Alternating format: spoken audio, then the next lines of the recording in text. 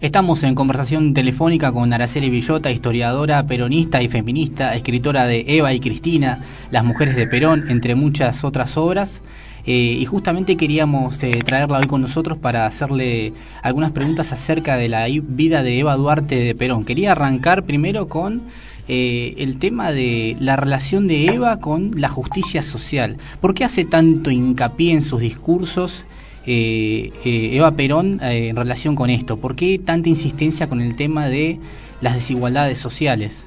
Bueno, porque ella junto con Perón fueron los fundadores del justicialismo, ¿no?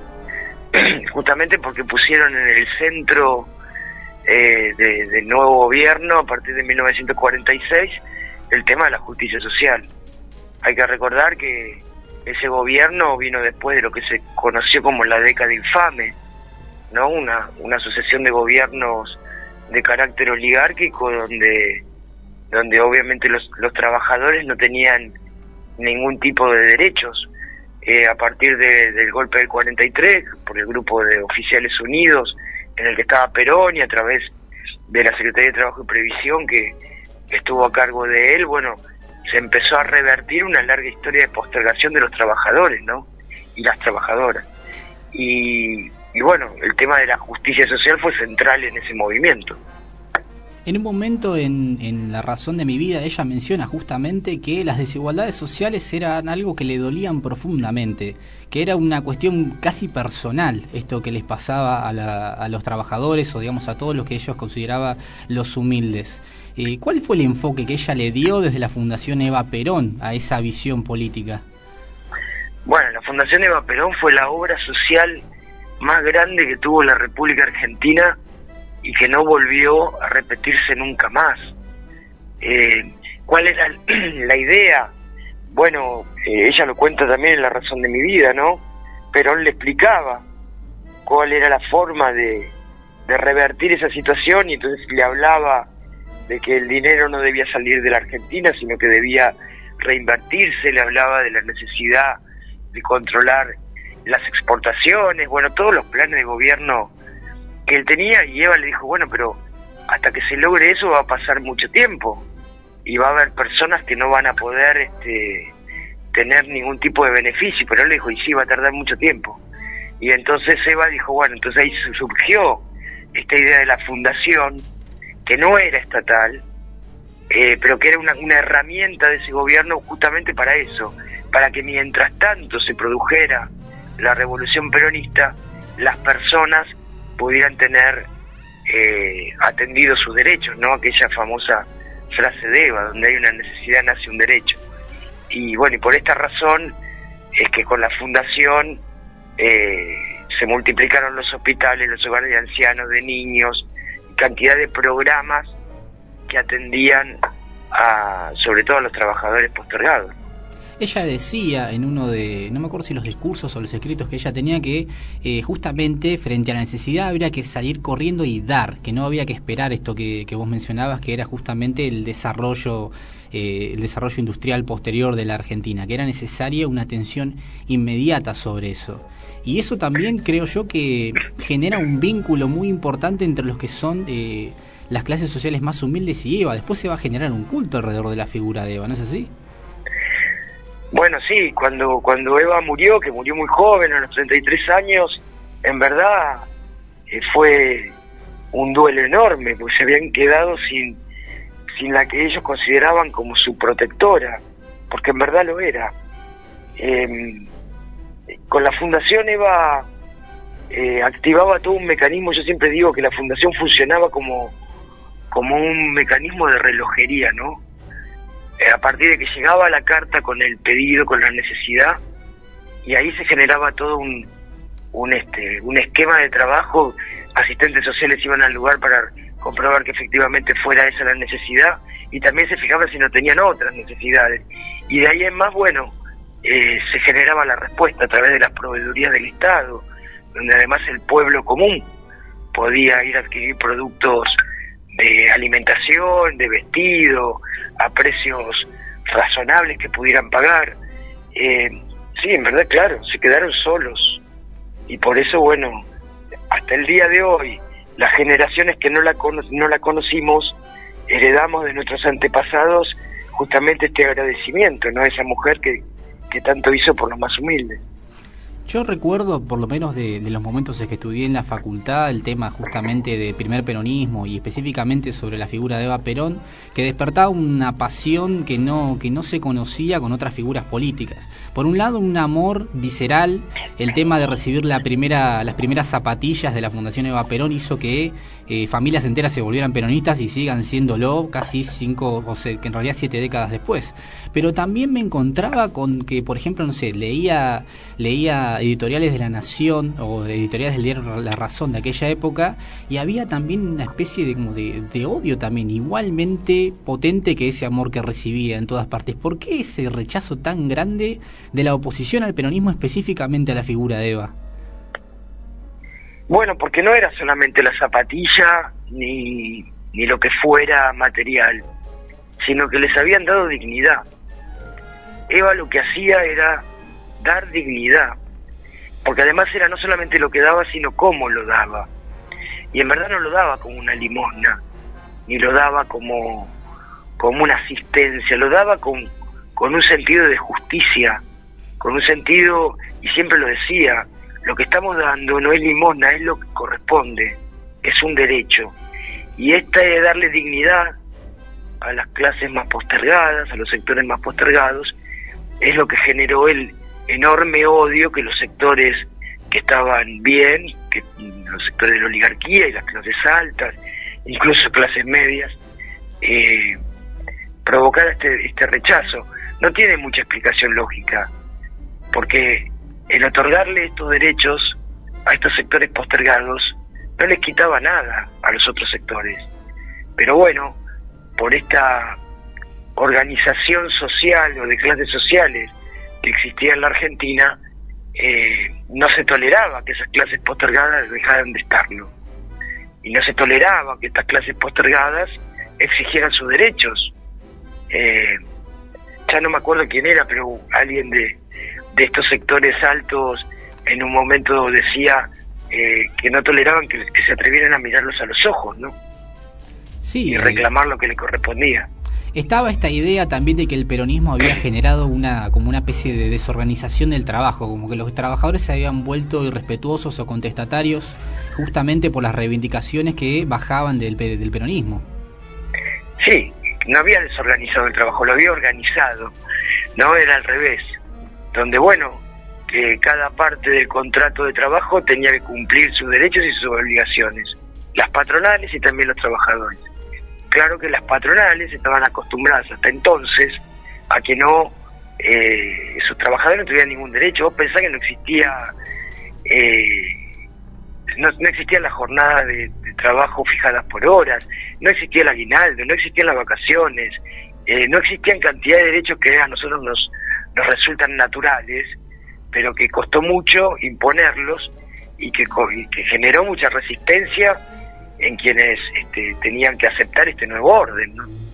Quería preguntarle también porque a veces, o sea, uno analiza, por ejemplo, los discursos de aquella época de la oposición, del antiperonismo sobre Eva, y de alguna manera como esa contestación emocional que hay es, como usted dice, una cuestión irracional, una cuestión de rechazo, de odio. Pero me ha pasado también, por ejemplo, de leer a varios historiadores que no son contemporáneos de la época y que tienen una mirada como demasiado... ¿cómo decirlo? En algún sentido comparten esa visión que tenía el antiperonismo de la época. A veces lo deslizan abiertamente. Me pasó una vez que leí un libro de un tal Hugo Gambini, por ejemplo, un historiador que se reconoce ante a sí mismo como antiperonista, y que niega, por ejemplo, las inscripciones debido al cáncer, pero me pasó con otros que son más sutiles. Por ejemplo, Alain Rouquier, por ejemplo, en un libro que se llama El siglo de Perón, desliza en un momento una frase que me resultó de lo más chocante acerca de la relación de Eva y Perón, como que Perón utiliza la muerte de Eva como una especie de oportunidad política para relanzar su presidencia. Sí, digamos que es bastante difícil para un extranjero norteamericano o europeo entender el peronismo, ¿no? Y también es verdad que nuestra formación académica local sigue siendo eurocentrista. Entonces, si vos mirás el peronismo desde Europa, o desde Estados Unidos, difícil lo puedas comprender. Por eso es tan interesante quienes intentamos hacer una relectura de la historia, revisionismo histórico, como lo quieras llamar, pero también desde el punto de vista de un pensamiento nacional. Mira, Arturo Jauretche, que es un gran militante, un abogado, pero que se dedicó a revisar nuestra historia, se dedicó a revisar todos estos mecanismos. Cuando le preguntaban a Arturo Jauretche qué es el pensamiento nacional, y él contestaba: lo nacional es lo universal visto por nuestros ojos. Entonces, si vos querés analizar el peronismo con categorías eurocéntricas, y seguramente te vas a equivocar. Como en general te vas a equivocar cualquier cosa del pensamiento o de lo que fuere que quieras aplicar en nuestra patria, si no la pasás por el tamiz de nuestros propios ojos, ¿no? Y esa ha sido la equivocación de muchísimos gobiernos desde Rivadavia en adelante, que se esforzaron por imponer una suerte de europeización, cuando en verdad la idiosincrasia de nuestro pueblo es otra, ¿no? Y entonces con el peronismo pasa lo mismo. Si aplicás categorías extrañas sin adecuarlas a nuestra realidad, y suele pasar eso. Me había pasado justamente con la categoría, cuando estudié peronismo, por ejemplo, me pasó mucho que había un montón de historiadores extranjeros y locales también que hacían uso y abuso de la categoría populismo, y terminaba siendo una especie de bolsa de gatos donde uno metía cualquier cosa que no le gustara y le ponía populismo, y arrancaba ahí. El populismo arranca con Perón. Claro, habría que preguntarle si Dorrego no hizo populismo, o si Juan Manuel de Rosas en su tiempo no hizo populismo. Irigoyen también le dijeron que hizo populismo. Los caudillos del interior no me gustan, los caudillos de las provincias. También, bueno, la famosa síntesis, genial, pero nefasta también, ¿no?, de Sarmiento: civilización o barbarie. ¿Qué era la civilización? Y la civilización eran la metrópolis, las ciudades, y la barbarie eran las provincias. Bueno, es parte de esta construcción. Lo increíble es que con el paso del tiempo se sigue reformulando la misma construcción con otros nombres. Entonces hoy dicen populismo, y cuando vos le preguntas: definime populismo, bueno, empiezan a decir cantidad de cuestiones y no lo terminan definiendo, porque si populismo es ocuparse del pueblo, bueno, entonces no tiene una connotación negativa. Volviendo un poco a Eva, le quiero hacer una pregunta respecto a lo que es la figura de Eva hoy en día. Llegué a escuchar incluso varias críticas que se referían a Evita como que era una mujer del ala conservadora, que en realidad no era feminista en los términos que lo entendemos hoy en día. ¿Podemos calificar a Eva de feminista? Bueno, ahí tenés otro ejemplo de qué pasa cuando vos mirás una realidad, en este caso el feminismo, claro, sin pasarla por nuestra realidad, y la mirás con categorías europeas. Si vos pones en Google historia del feminismo, te va a salir que el feminismo nació con la Revolución Francesa, cuando se declararon los derechos del hombre y del ciudadano, claro, y las mujeres se dieron cuenta que ellas no estaban contempladas. Entonces inscribieron los derechos de las mujeres y las ciudadanas, y muchas de ellas, entre ellas Olimpia de Gouges, que lideraba este movimiento, terminó en la guillotina. Bien, ahora, mirado desde acá, ¿la resistencia de las mujeres a la opresión empezó con la Revolución Francesa? No, ciertamente. Y yo te diría que no. En verdad empezó, por lo menos, con la conquista. Claro. Porque en verdad, la conquista, cuando en la escuela te dicen vinieron los conquistadores y se produjo el mestizaje no fue más que violación de mujeres. Porque los mestizos nacían de esas uniones, que eran forzadas en su mayoría. Bueno, lo mismo sucede con Eva. A ver, Eva Perón en 1949 fundó el Partido Peronista Femenino, único partido en el mundo integrado solamente por mujeres. Lo hizo, por supuesto, después de que se sancionó la ley del voto femenino, claro, la ley 13.010 en 1947, porque había que preparar a las mujeres para la nueva participación que las esperaba, que no era solamente votar, también era ser elegidas. Y en las elecciones de 1951, el peronismo llevó en sus listas cantidad de mujeres que todas entraron por primera vez en la Cámara de Diputados, en la Cámara de Senadores Nacional, en las legislaturas provinciales, en los consejos deliberantes, etcétera. Ahora bien, si eso no es feminismo, no sé. El tema es que quizás el feminismo de hoy en día, en todas sus variantes, o por lo menos algunas de sus variantes, reivindica cosas que, por ejemplo, en ese momento, no sé, a mí siempre me tiran, por ejemplo, por Instagram o por Facebook, declaraciones de Evita hablando en contra del aborto, sin contextualizarlo, por supuesto. Nunca la escuché a Evita hablar del aborto, por ejemplo. Claro. Pero ahí te hago otra lectura. Sí. ¿Qué pasaba con los feminismos en ese momento aquí en la Argentina? Vos sabés que, bueno, fue una larga lucha, primero para obtener los derechos civiles, claro, 1926, y recién después los políticos, ¿no? La mayoría de las mujeres que habían dado esa lucha tan enorme, y te estoy hablando de Alicia Moró, Elvira Rawson, las hermanas López, bueno, no sé, la cantidad de mujeres que se las llamaban sufragistas o feministas de principio de siglo. Claro. La mayoría de ellas pertenecían a partidos políticos como el socialismo, el comunismo, el radicalismo, entre otros. Cuando irrumpió el peronismo, todas esas fuerzas se juntaron en lo que se llamó la Unión Democrática en contra de Perón. Exactamente. Hicieron una coalición. Por lo tanto, estas compañeras que habían luchado tanto, y que tanto de verdad, algunas de ellas hasta dieron su vida, por estos derechos, quedaron en la vereda enfrente del peronismo. Y entonces cuando Evita dice yo no soy feminista, se está refiriendo a esas mujeres que eran en definitiva sus adversarias que la mataban, digamos. Así puesto en contexto suena a otra cosa, es otra cosa. Ahí la discusión adquiere otro carácter. Generalmente cuando uno se tira con este tipo de cosas por redes sociales es una frase sacada de contexto. Claro, pero digo, a ver, Alicia Moró, feminista ella, la odiaba Evita.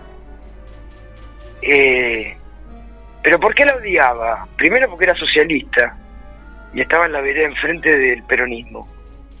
Pero además porque Evita había empezado a plasmar cantidad de cuestiones que ya venían luchando desde hace años y no los habían logrado.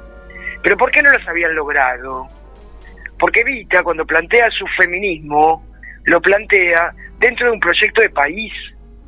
Entonces ya no son solamente las mujeres las que peleaban por sus derechos, también peleaban por los derechos de las mujeres, los trabajadores, los ancianos, los niños y viceversa. Y era esto lo que ellas no habían logrado. Entonces, en aquel tiempo, puesto en este contexto, se puede comprender. Lo que no se puede comprender es que pasadas décadas y más décadas, hoy algunos feminismos en la Argentina sigan repitiendo lo mismo. Le hago una pregunta final como para cerrar la entrevista respecto de qué significa hoy, después digamos de tantos años, de tantas décadas del fallecimiento de Evita, qué significa la figura de Evita hoy en la política argentina, en este momento tan difícil, tan particular. Y Evita significa siempre lo mismo. Evita significa justicia social, Evita significa redistribución, Evita significa dignidad de los que menos tienen. Eso significa Evita, que en definitiva es la esencia del peronismo. El peronismo vino a incluir a los excluidos. ¿Quiénes eran los excluidos? Los niños, los ancianos pobres, los trabajadores y las mujeres. Y bueno, hoy, ante la realidad que nos toca, encima con una pandemia mundial, bueno, obviamente que la figura de Eva se agiganta, ¿no? Pero en verdad yo creo que se va a seguir agigantando en el futuro, porque significa eso, significa justicia social, significa un modelo de país donde la mayoría esté incluida y que se enfrenta a quienes quieren otro modelo de país, como hemos vivido en el gobierno anterior, donde en verdad había que conformarse con lo que había y como dijo alguno, acostumbrarse a vivir en la incertidumbre y disfrutarla. Bueno, Evita es exactamente todo lo contrario. Nadie tiene por qué vivir en la incertidumbre, nadie tiene por qué padecer y no tener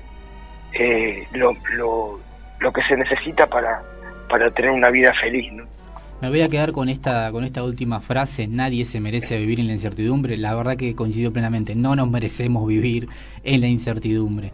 Le agradecemos muchísimo esta comunicación con nosotros, Araceli Bellota, escritora de Eva y Cristina, las mujeres de Perón, historiadora, feminista y peronista. Muchísimas gracias por comunicarse con nosotros. Gracias a vos, un gran abrazo.